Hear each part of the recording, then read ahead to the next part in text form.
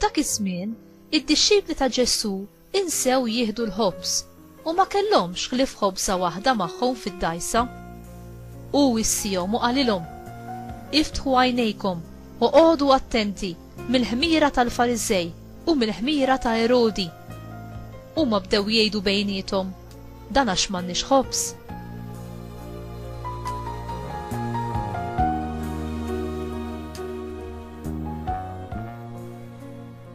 Ġesu induna u qalilhom: x'intom tgħidu bejnietkom li m'għandkomx ħobż? Għadkom ma ntbaħtux u ma fimtux? X'ebbussija ta' ras għandkom? Għandkom għajnej u ma tarawx? Għandkom widnej u ma tisimgħux? Ma tiftakrux meta qassamt il-5 ħobsijiet bejn il-5,000 ruħ? Kemm il-qoffa ġbartu mimlija bil-bċejjeċ li kien fadal? Qalulu 12.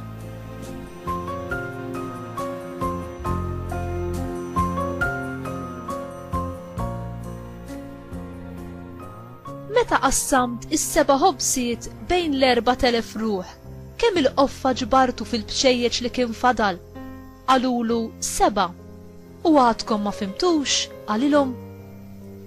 Il-kelma tal-mulej, tifħir lilek Kristu.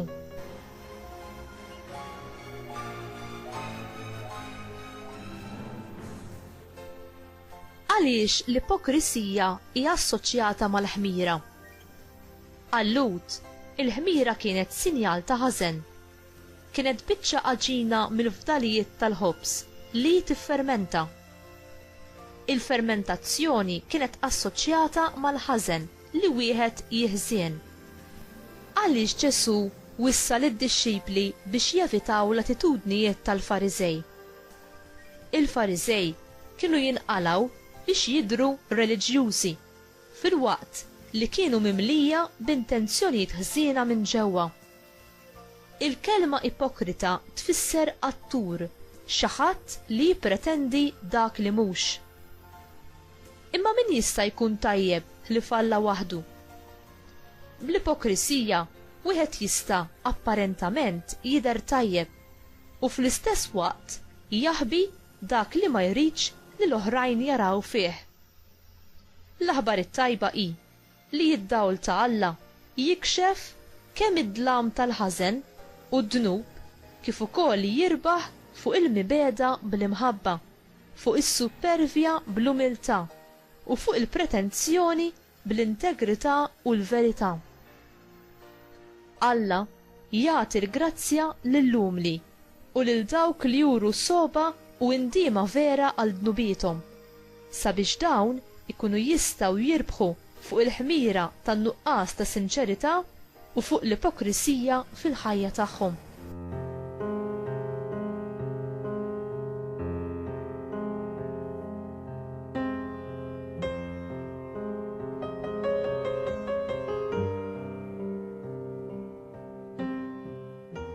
Inti tħalli l-ansjetà jew il-biża' isommuk il-bogħod milli tafda lill-Alla fil-providenza tiegħu f'ħajtek?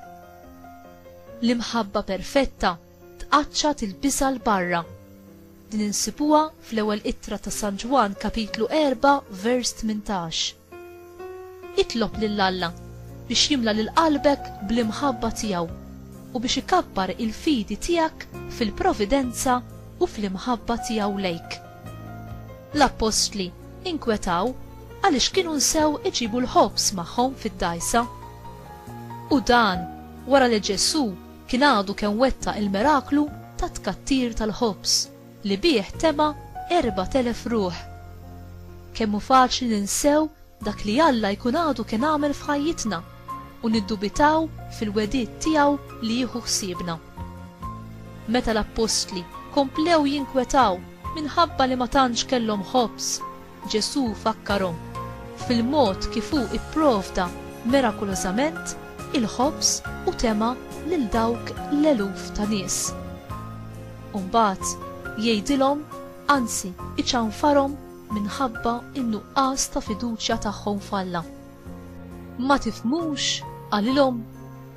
Huwa faċli li taqbad tinkwieta fuq il-problemi u fuq il-bżonnijiet preżenti ta' ħajtek u tinsa ir-realtà l-aktar importanti fuqhom il-koll, il-preżenza li dejjem qiegħda magħna ta' Alla nnifsu u fil-providenza abbundanti tiegħu fil-ħajja tagħna. U inti titlob bil-ferħ u bil-konfidenza missierna. Atina il-ħobsa ta' kuljum.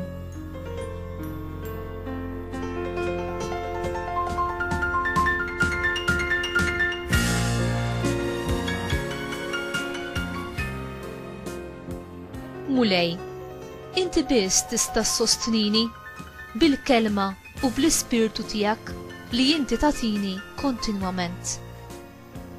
Imlini bil-ferħ u bil-qawwa biex inservik f'kull mument ta' ħajti.